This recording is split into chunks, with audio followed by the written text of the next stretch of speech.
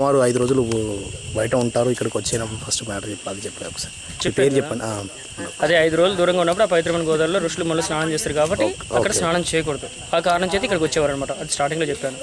నా పేరు బాలకృష్ణ, రత్న బాలకృష్ణ. నేను ఇక్కడ సీతారాముల వారి సన్నిధిలో వారి యొక్క ప్రాంతంలోని సేవ చేసుకోవడానికి ఇక్కడ వచ్చి గైడెన్స్గా చేస్తున్నాను. ప్రత్యేకంగా ఇక్కడ అంటూ వచ్చే భక్తులకి గైడెన్స్గా చెప్పడానికి, ఒక భక్తి విషయాలు చెప్పడానికి రాముల సేవకి నేను వచ్చుకున్నాను. దానికోసమే ఇక్కడ జీవిస్తున్నాను. అందుకంటే వేరే ప్రత్యేకత ఏం లేదండి. అలాగే నేను ఆశించి చేసేది ఏం లేదు.